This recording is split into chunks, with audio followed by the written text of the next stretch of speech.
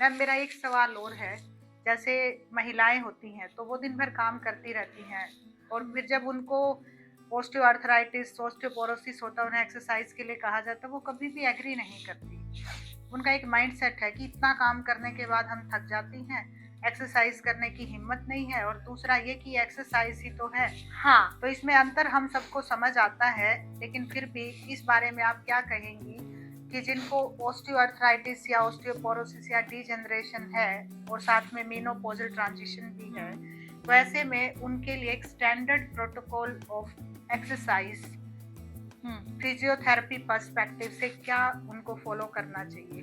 देखिए मैम, जो ये मेरे पास भी पेशेंट्स आते हैं और वो नहीं मानती हैं। आप उनको बोलो एक्सरसाइज करनी है तो उनका एक कॉमन डायलॉग होता है, वो बोलते हैं हम सारा दिन तो एक्सरसाइज ही करते हैं, ये क्या एक्सरसाइज से कम है, एक्सरसाइज से ज्यादा ही है।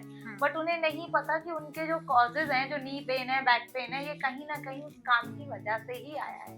क्योंकि आपने काम किया, ना तो अपने पोस्चर का ध्यान दिया, ना ही डाइट का ध्यान दिया, और ना ही आपने ये ध्यान दिया कि आपके मसल की कैपेसिटी कितनी थी और आपने कितना कर लिया। इसी की वजह से लॉन्ग टर्म में मसल्स वीक होती हैं, टाइट होती हैं, और आगे जाके आपके जॉइंट को या बोन को नुकसान देती हैं, और उसकी वजह से आपको नी पेन, बैक एक, ये सब आता है। आपने बिल्कुल सही कहा। इसमें बीच में मुझे कुछ याद आया, जैसे अक्सर महिलाएं करती हैं कि वो एक अपना टाइम फिक्स करती हैं, बच्चों को स्कूल भेजने के बाद, हस्बैंड को ऑफिस भेजने के बाद वो घर के सारे काम खत्म करती हैं।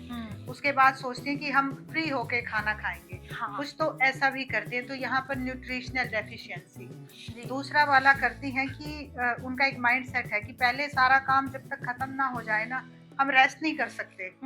ये माइंड सेट है, तो वो फिर रेस्ट या तो कंटिन्यूअसली काम करती रहेंगी, फिर 2-3 घंटे कंटिन्यूअसली बैठे रहेंगी। जैसे आपने कहा पोस्चर, जैसे आपने कहा कि जैसे हम सब कहते हैं बैलेंसिंग इसके इस बीच में है नहीं, तो उन्हें वर्क और रेस्ट के बीच में बैलेंस नहीं किया। जी मैम, तो आप बिल्कुल आपने जो कहा उस पे मुझे ये याद आया। इसीलिए कि आप उठे हैं, आपको आप समझिए कि आज आप हैं, आप 4 लोगों का ध्यान रख रही हैं, तो आप की मेंबर है, वो लोग नहीं है, क्योंकि आपसे वो 4 लोग हैं।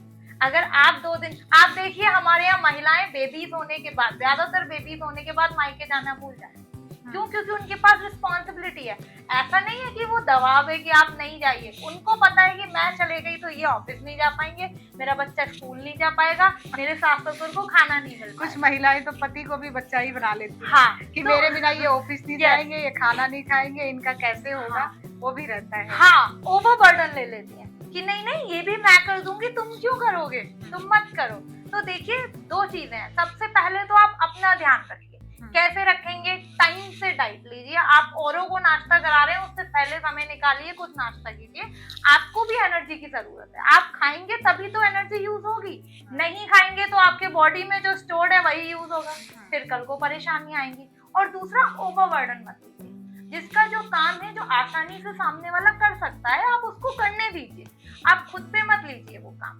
इससे आपका बर्डन कम होगा, आपके पास समय बचेगा। सबसे बड़ी बात, जो मेन कारण रहता है कि मेरे पास टाइम ही नहीं बचता या मैं इतना थक जाती हूँ, ये खत्म हो जाएगा, ये कॉज ही खत्म हो जाएगा अगर आप ओवरबर्डन नहीं करेंगे तो। और मैनेजमेंट रखिए, आपके डाइट का, एक्सरसाइज का, काम का, रेस्ट का, सबका मैनेजमेंट होना चाहिए। टाइम मैनेजमेंट और balancing between all this kind of stuff, और एक माइंडसेट को रीसेट कीजिए और अपने नजरिए को बदलिए कि अब तक जैसे आप देख रहे थे इन सब चीजों को, अपने आप को भी उस फ्रेम में फिट करके देखिए। अगर इस तरह से हम चलते हैं तो फिजियोथेरेपी, जिसको हम समझते हैं कि अगर एक बार शुरू हो गई तो खत्म नहीं होगी, वो आपके एक रूटीन में आ जाएगी।